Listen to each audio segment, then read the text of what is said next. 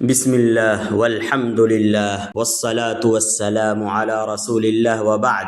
صحیح بخاری کی کتاب الاعتصام بالکتاب والسنہ سے آج کی حدیث پیش خدمت ہے۔ عن ابی ہریرہ رضی اللہ عنہ عن النبی صلی اللہ علیہ وسلم قال دعونی ما ترکتکم انما هلك من كان قبلکم بسؤالهم واختلافهم على انبیائهم فَإِذَا نُهِيتُكُمْ عَنْ شَيْءٍ فَاجْتَنِبُوهُ وَإِذَا أَمَرْتُكُمْ بِأَمْرٍ فَأْتُوا مِنْهُ مَا اسْتَطَعْتُمْ۔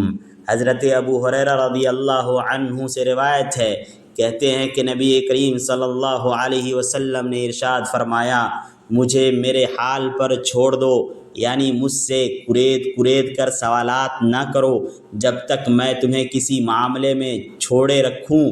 تم سے پہلے کے لوگ صرف اپنے انبیاء سے کثرت سوال کرنے اور پھر ان سے اختلاف کرنے کی وجہ سے ہلاک ہو گئے، تو جب میں تمہیں کسی چیز سے منع کر دوں تو اس سے بچ جاؤ، اور جب میں تمہیں کسی کام کا حکم دوں تو اپنی استطاعت کے مطابق اسے بجا لاؤ۔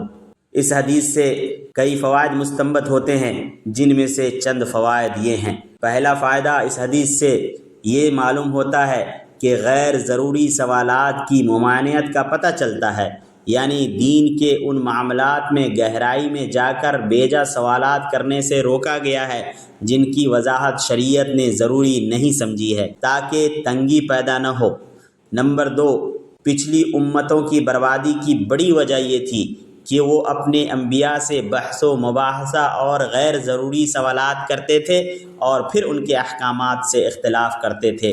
اسی لیے شریعت کے اندر جو دیا گیا ہے اسے لے لینا چاہیے، اس پر عمل کر لینا چاہیے، اور جس چیز سے منع کر دیا گیا ہے ان چیزوں سے رک جانا چاہیے اور بیجا سوالات نہیں کرنی چاہیے۔ زیادہ سوالات سے، دین کے اندر کثرت سوال سے بچنا چاہیے۔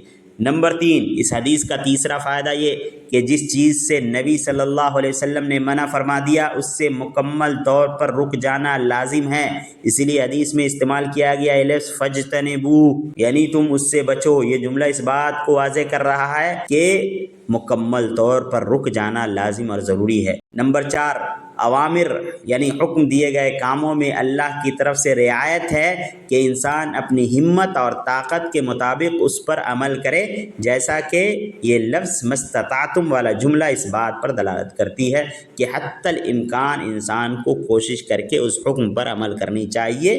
نمبر 5، پانچواں فائدہ اس حدیث کا یہ کہ کامیابی صرف سنت رسول صلی اللہ علیہ وسلم کی پیروی اور اختلاف سے بچنے میں ہی ہے۔ واللہ اعلم، وصلی اللہ وسلم علی عبدہ ورسولہ نبینا محمد وآلہ وصحبہ اجمعین۔